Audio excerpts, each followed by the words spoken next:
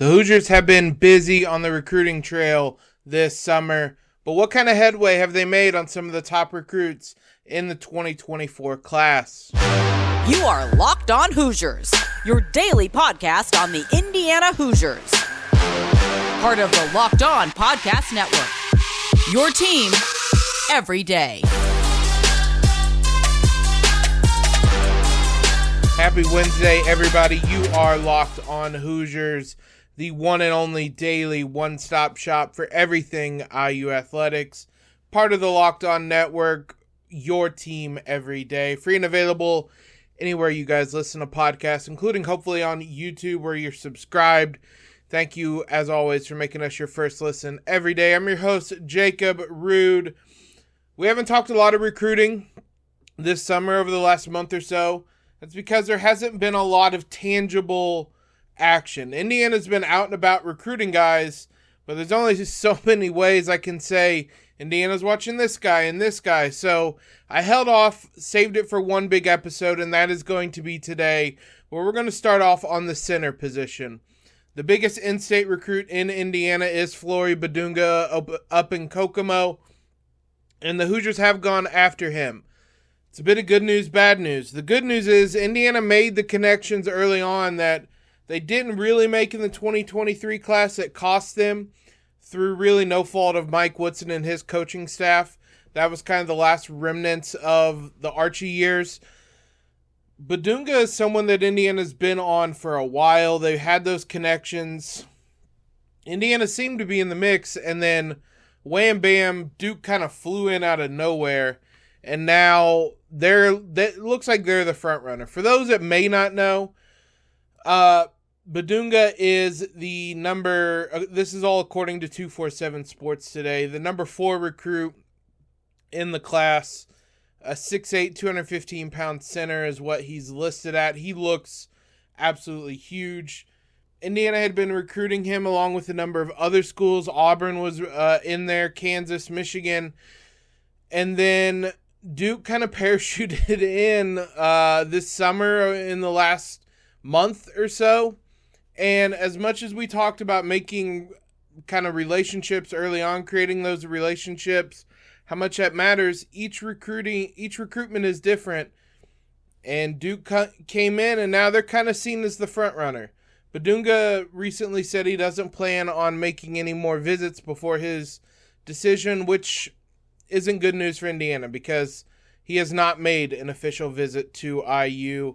He wants to make his decision before school starts. IU certainly feels pretty far outside looking in on this one. They tried, they did their best. I think they were always there watching him, but that doesn't always mean that you land the recruit. That being said, the number 6 recruit in the 2024 class, 2 spots behind Badunga, is Derik Queen, someone we've talked about for quite a long time. There was at one point some rumors that he might reclassify to the 2023 class. Obviously, that did not happen. IU's been in on him for a long time. And for a while, it looked like Maryland was the front runner. I believe they lost the assistant coach that was recruiting him, and things changed. Indiana, nonetheless, is right there level with Maryland in recruiting Derik Queen. He's going to take an official visit to IU. Hoosiers are in a much better spot, much better spot here than they are with Badunga. Right now, it certainly seems like a 2-horse race between IU and Maryland. The other kind of leg up the Hoosiers might have is Queen is from Montverde, who IU has made connections with, and they've landed a number of recruits there. It looks like they might land more recruits, and we'll talk about Liam McNeely, who's a teammate of Derik Queen, here in a bit. But the Hoosiers are very much like, I don't want to say creating a pipeline with Montverde because nobody creates a pipeline there, but they're creating some deep connections that are going to continue to pay off. So Derik Queen is the number 6 recruit, the number 2 center behind Badunga. The third option is Patrick Ngongba, who is a name we mentioned this spring/summer. He's the number 32 recruit. And just as a point of reference, that's going to be the lowest rated recruit we're going to mention in today's episode, which really speaks volumes about how good IU is doing recruiting. Now, there are other guys out there that IU is recruiting. I picked a handful of guys right now that seem the most noteworthy. Ngongba is the number 32 recruit, another center, 6'11", 235 pounds. IU seems very set on landing a center of some sort in this class. Ngongba announced his top 8 on Tuesday, and IU is in it. Now, he has taken a visit to Duke as well. Duke isn't going to, this is an assumption, but it feels like a safe one. Duke isn't going to take 2, 4, 5-star centers on their roster, and 2 guys aren't going to want to go there. So this is going to be kind of a set of dominoes that fall, Badunga being the first among them, and then we'll see how things switch from then on. But the cliff notes, the too long didn't read, whatever you want to call it, the abbreviated version of this is IU is basic. I don't want to say out on Badunga, but they're on the outside looking in, but they're on the inside when it comes to Derik Queen and Ngongba right now. The Hoosiers have certainly made the connections and they're doing the recruiting, but he seems a bit more like the fallback plan. And I mean, sometimes the fallback plan is better than plan A, but right now the Hoosiers are in a good spot with Derik Queen, who, look, if your consolation prize is the number 6 recruit, somebody the Hoosiers have been recruiting for a long time, you'll happily take that. That's not really a consolation prize. That's still a great get. He's still a 5-star prospect on 247 Sports. So it's going to be interesting. The center position is going to be one. I mean, again, the Hoosiers have very much prioritized that in this upcoming recruiting class. They're recruiting 3 of the top 4 centers. The only one they're not is John Bull out of Florida. The next 3 top centers IU is recruiting. So they're very much going after a big man. You could kind of look at what that says about the current roster. I think they fully expect Kalel Ware to be a one and done with them this season and look to bring in another center. Nonetheless, good things about Derik Queen, and we'll see how the rest plays out. I mentioned his name a minute ago. Liam McNeely is a name that we've certainly talked about, and I'm sure you have heard about. Another Montverde Academy prospect. Someone the Hoosiers are doing a great job of recording. We'll take a look at him and where Indiana stands with that recruitment here in a moment.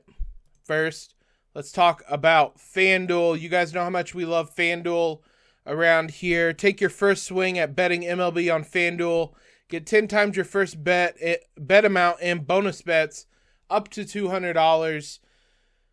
Whether you guys bet on the Home Run Derby, whether you bet on the All-Star Game, or whether you want to bet on some futures bets, throw some money down on the Cincinnati Reds and thank me later. They are flying high and they're a ton of fun to watch. Whatever it is, head on over to FanDuel to place all those bets, because right now you can bet $20, win or lose, $200 in bonus bets. $200 you can spend on everything from the money line, over under, who's going to hit the first home run, whatever fun you want to have, those bonus bets are there for you. Sign up today, visit FanDuel.com/lockedon to get up to $200 in bonus bets. That's FanDuel.com/lockedon. FanDuel, official partner of Major League Baseball. Big shout out to you guys for making us your first listen every single day. Everydayers. We'll wrap up the show on Friday. Most likely looking ahead a bit more to next season for football and basketball. Look, August is right around the corner. Start of fall camp is right there for football. So we'll start looking ahead more and more to what's in store for the Hoosiers on the gridiron this season. But we have plenty of basketball recruiting to talk about in today's episode. First, let's switch on over to Liam McNeely, who the number 8 prospect in the 2024 class. And I know I'm having some issues with the YouTube video. I apologize. The connection has been wonky no matter what I tried. We'll try to get the audio at least on that, but you guys can subscribe over on Spotify, Overcast, Apple iTunes, whatever it is, to listen to the audio version of this perfectly fine. But McNeely is a 6'7", 190-pound small forward out of Montverde, 5-star recruit that the Hoosiers are the front runner for, and by themselves as a front runner. He's going to take a senior year visit to Indiana, and right now Indiana has done a fantastic job at recruiting him, making those inroads, and where those pay off is McNeely is a Texas kid. That's his home state.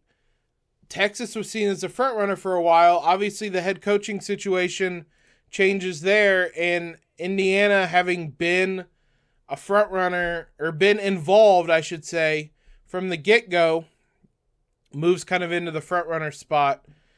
Oklahoma and Kansas are certainly competition, and this isn't a done deal, but Indiana should feel pretty good about where they're at with McNeely. Another name we talked about long ago when I remember, I believe last summer, we were talking about McNeely and Badunga on the AAU circuit. This has been a name I think IU fans have probably seen and heard quite a bit about. For those that aren't aware, quick little scouting report from Brandon Jenkins at 247 Sports. McNeely is as versatile as they come in the 24 class. He has the handle and feel to run an offense, and with his textbook shooting stroke, he has a capability to be a knockdown three-point shooter.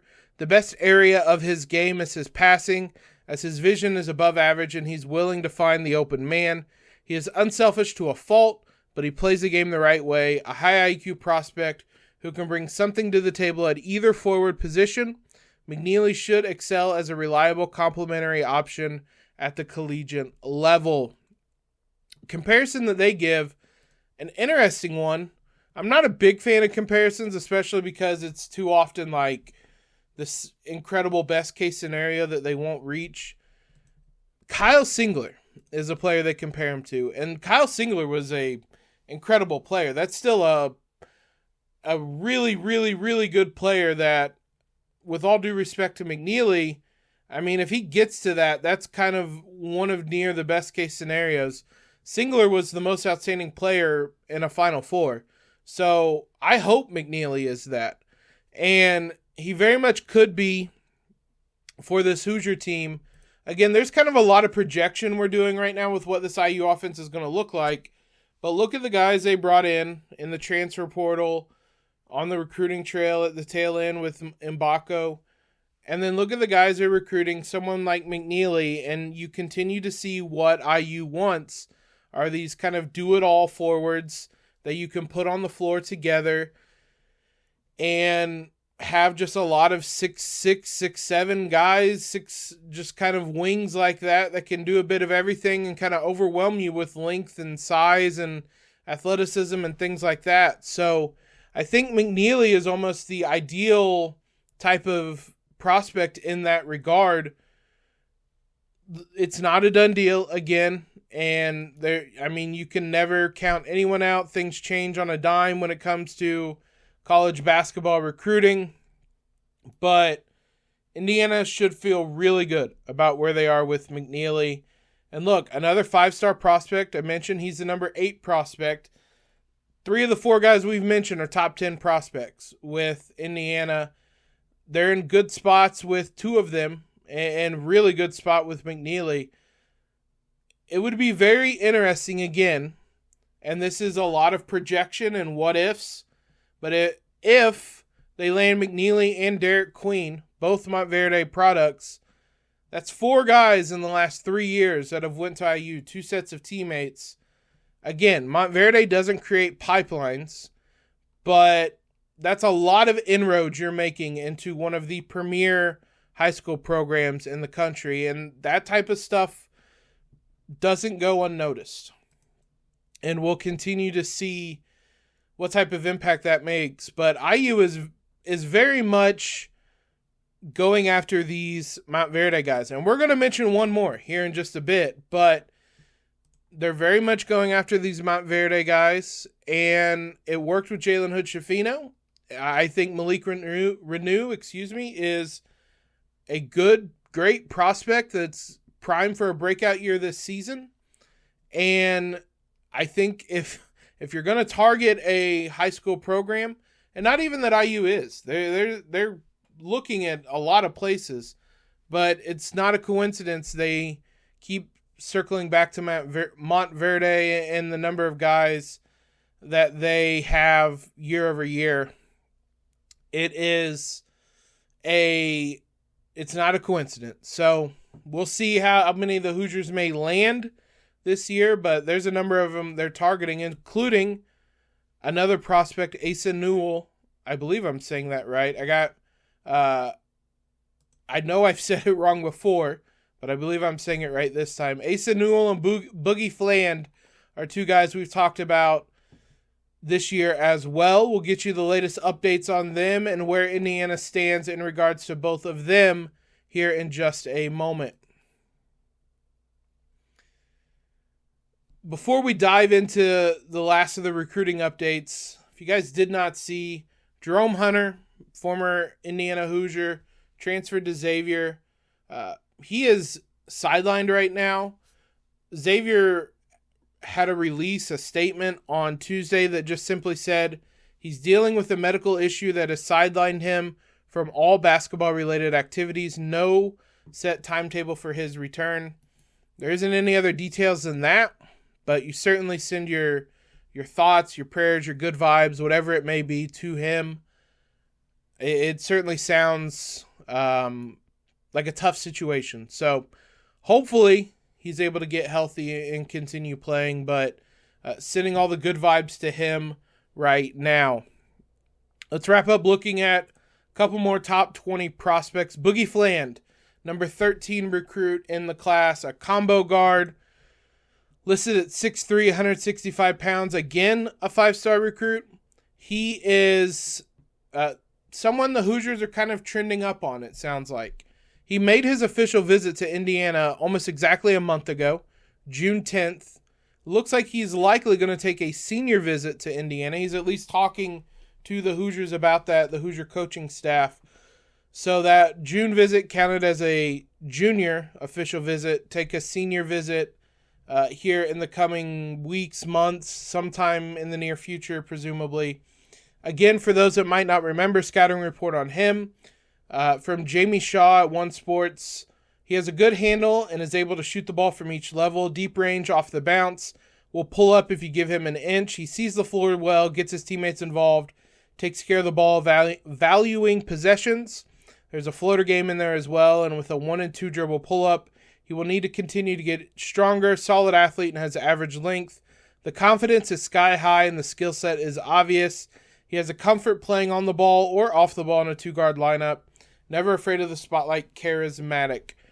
Also a very fast player as well. I think I might have cut that off when copy and pasting the scouting report. But a guard that Hoosiers obviously are going to need another point guard. Xavier Johnson will be gone after this season. So Boogie Fland, someone that could come in and help take some of those responsibilities, fill those shoes left by Xavier Johnson.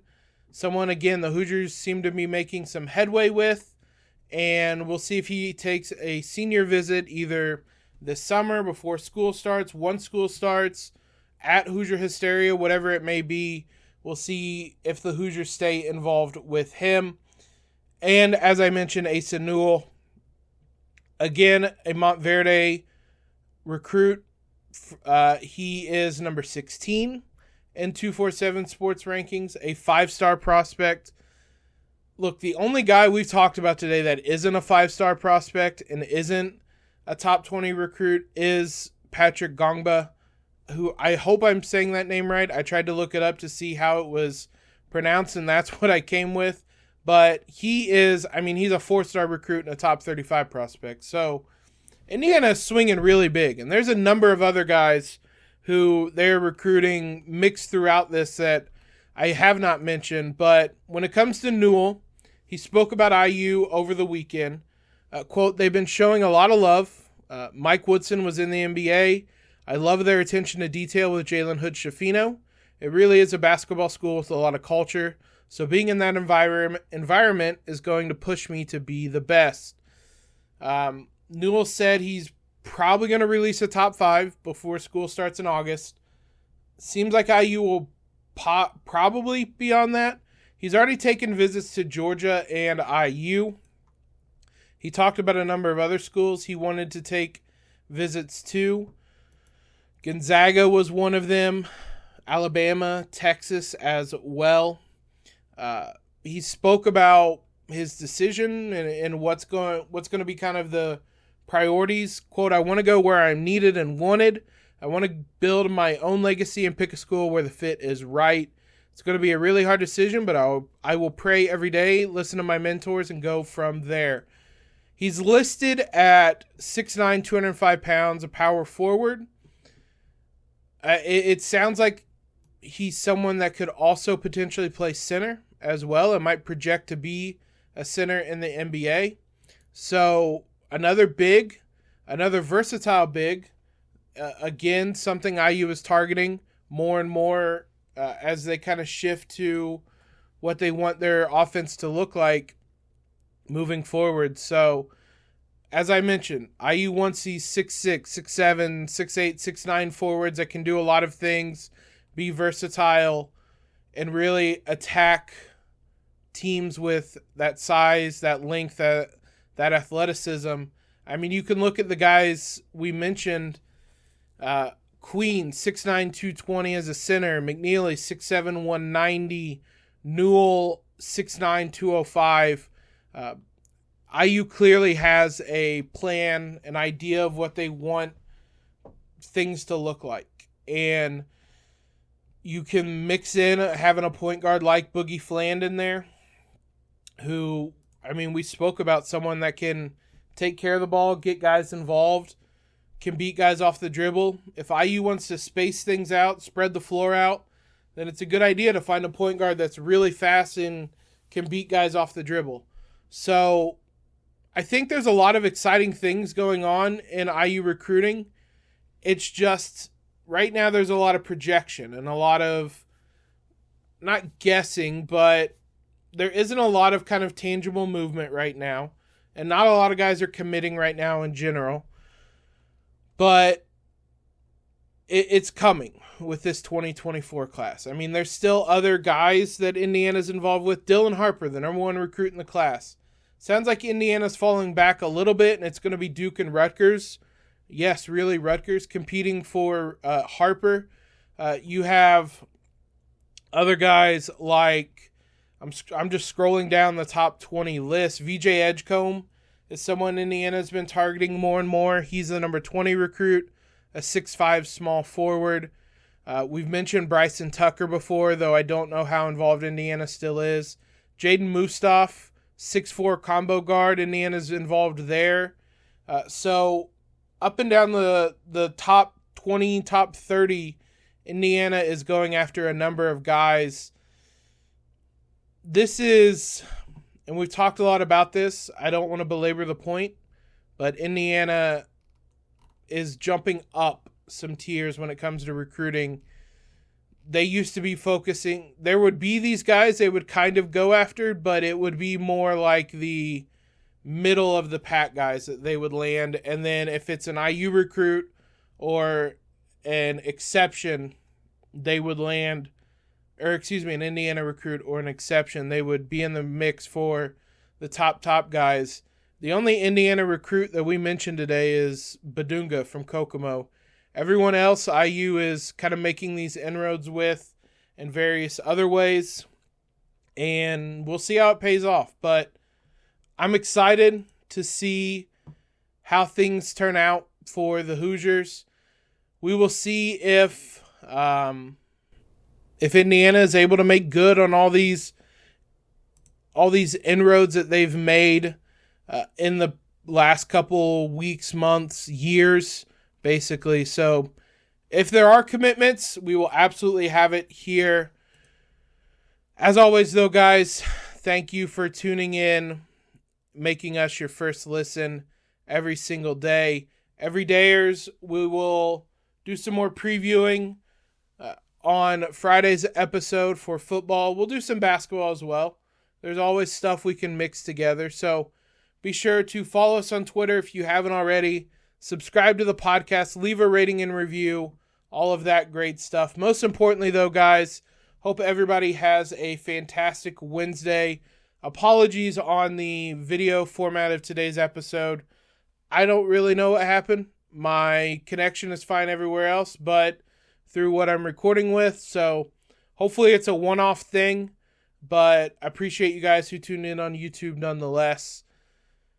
Everybody, have a tremendous day, and most importantly, LEO.